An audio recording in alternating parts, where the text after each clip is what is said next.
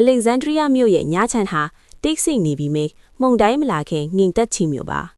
ရောမရဲ့အာနာအရှိဆုံးစစ်သူကြီးဂျူလီယက်စီဇာဟာအီဂျစ်မြင်းတော်ထဲမှာရောက်ရှိနေပါတယ်သူဟာအီဂျစ်ရဲ့ပြည်တွင်းစစ်ကိုဖြည့်ရှင်းပေးဖို့ရောက်လာတာဖြစ်ပေမဲ့ကလီယိုပထရာရဲ့မောင်တော်ပတောလမီတာတင်းကတော့စီဇာကိုမျက်နှာလိုမျက်နှာရလုပ်ပြီးကလီယိုပထရာကိုတော့နန်းတော်နာမကတ်နိုင်အောင်စစ်တပ်နဲ့ပိတ်ဆို့ထားပါတယ်နန်းတော်အပြင်ဘက်ပင်လယ်ကမ်းစပ်မှာတော့ကလီယိုပထရာဟာလှေငယ်လေးတစ်စင်းကုန်မှရှိနေပါတယ်သူဟာနန်းတော်ထဲကိုဝင်ဖို့ကြိုးစားရင်ပတောလမီရဲ့စစ်သားတွေကသူ့ကိုတွေ့တာနဲ့တက်ပစ်မှအသေးချပါပဲဒါပေမဲ့ကလီယိုပထရာဟာလက်လျှော့မဲ့သူမဟုတ်ဘူးသူဟာသူ့ရဲ့သစ္စာရှိနောက်လိုက်အပိုလိုဒိုရက်စ်ကိုခေါ်ပြီးထူးဆန်းတဲ့အမိန့်တစ်ခုပေးလိုက်ပါတယ်ငါ့ကိုကော်စောအလိတ်ကြီးတစ်ခုထဲမှာထည့်ပြီးလိတ်လိုက်ပါ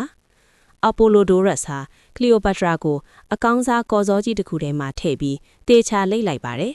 အဲ့ဒီနောက်အထုပ်ကြီးကိုပခုံးပေါ်ထမ်းပြီးနန်းတော်တကားဝါကိုရှောက်သွားခဲ့တယ်။ကင်းဆောင်စစ်သားတွေကတားရဲ့အခါဒါဟာစစ်သူကြီးစီစာအထွာပေးပို့တဲ့အဖိုးတန်းလက်ဆောင်ပစ္စည်းပါလို့အေးအေးဆေးဆေးပဲလိန်ညာပြို့ဆိုခဲ့တယ်။ကံကောင်းထုံမစွာနဲ့စစ်သားတွေဟာကော်စောလက်ကြီးကိုတေချာမစစ်ဆေးပဲလွတ်ပေးလိုက်ပါတယ်။အပိုလိုဒိုရက်စ်ဟာစီစာအနားယူနေတဲ့အိတ်ဆောင်တဲ့အထိရောက်လန်းခဲ့ပြီ။အခန်းထဲမှာစီစာဟာစားဖတ်နေတော့မှ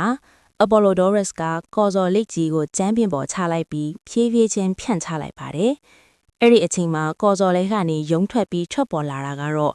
ဖုံမုံတီပေချာနေပြီမဲ့မျက်လုံးတွေကတော့စိန်ပွင့်လိုတောက်ပနေတဲ့ဘယင်မကလီယိုပထရာမှာပဲ။အသက်50ကျော်ပြီဖြစ်တဲ့လောကကြီးမှာမမြင်ဘူးတာမရှိတော့တဲ့စီဇာဟာအသက်20နှစ်အရွယ်မိန်းကလေးတယောက်ရဲ့တက်တီနဲ့အလှပရှိမှအံ့အားတင်ပြီးမြင့်သက်သွားရပါတယ်။ကလီယိုပထရာဟာဒူးမထောက်ပါဘူး။သူဟာစီဇာရဲ့မျက်လုံးကိုတက်တက်ကြည့်ပြီးကျမဟာ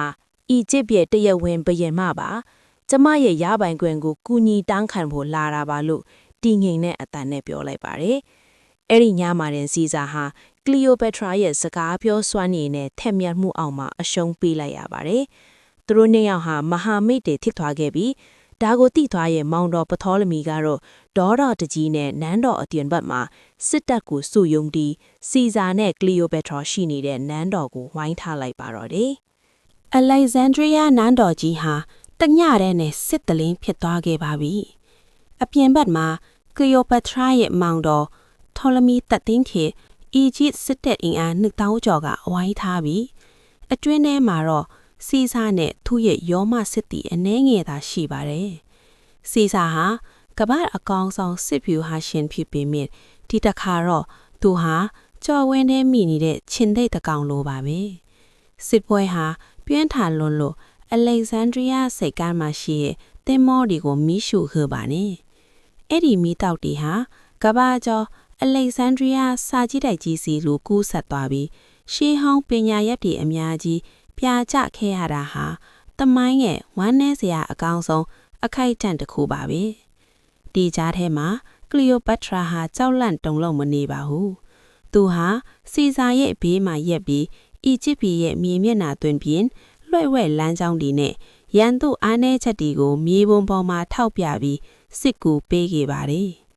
နောက်ဆုံးမှာတော့စီဇာရဲ့ယောမစစ်ကူတမတော်ကြီးရောက်လာပါတယ်နိုင်မြေကမ်းဘေးမှာဖြစ်ပွားခဲ့တဲ့အဆုံးဖြတ်စစ်ပွဲမှာကလီယိုပထရာရဲ့မောင်တော်ထော်လမီတက်သိန်းရဲ့တပ်တွေအရေးနှိမ်သွားပါတော့တယ်။အသက်73နှစ်အရွယ်မောင်တော်ဟာစစ်ရှုံးလို့ထွက်ပြေးရင်းလေးလံနဲ့ရွှေချက်ဝတ်တန်းစရာတွေကြောင့်နိုင်မြေထဲမှာနှိမ့်မှုပြီးအသက်ပျောက်သွားခဲ့ပါတယ်။အခုတော့ကလီယိုပထရာရှိမှာဘယ်သူမှအတားအဆီးမရှိတော့ပါဘူး။သူဟာ Alexandria မြို့ထဲကိုစီဇာနဲ့အတူအောင်နိုင်သူအဖြစ်ပြန်လည်ဝင်ရောက်လာခဲ့ပါတယ်။စီဇာဟာကလီယိုပထရာကိုအီဂျစ်ရဲ့တဦးဒီသောဘုရင်မအဖြစ်တရားဝင်ကြေညာပေးခဲ့ပါတယ်။ဒါပေမဲ့ဒီအောင်ပွဲဟာနိုင်ငံရေးတသက်မဟုတ်တော့ပါဘူး။အသက်50ကျော်စီဇာနဲ့အသက်20ကျော်ကလီယိုပထရာကိုဟာရွှေလီကြီးနဲ့အပန်းဖေခီးထွက်ရေးအချစ်နဲ့ဂျွန်ခဲ့ကြပါတယ်။မကြာခင်မှာနဲ့သူတို့မှာစီဇာရီယန်လို့ခေါ်တဲ့တားတော်လေးတစ်ပါးထွန်းကားခဲ့ပါတယ်။ကလီယိုပထရာဟာအခုဆိုရင်အီဂျစ်ရဲ့အာဏာအရှိဆုံးအမျိုးသမီးဖြစ်ုံတင်မကကမ္ဘာအင်အားအကြီးဆုံးယောမခေါင်းဆောင်ရဲ့ဇနီးတရားမဝင်ပေမဲ့လည်းဖြစ်လာခဲ့ပါပြီ။ဒါကြောင့်သူဟာသူ့ရဲ့သားတော်ကိုယောမရဲ့အမွေခံအဖြစ်သတ်မှတ်နိုင်ဖို့အတွက် ယောမမြို့ကိုတွားဖို့ဆုံးဖြတ်လိုက်ပါတယ်။ဒါပေမဲ့ယောမလူမျိုးတွေဟာ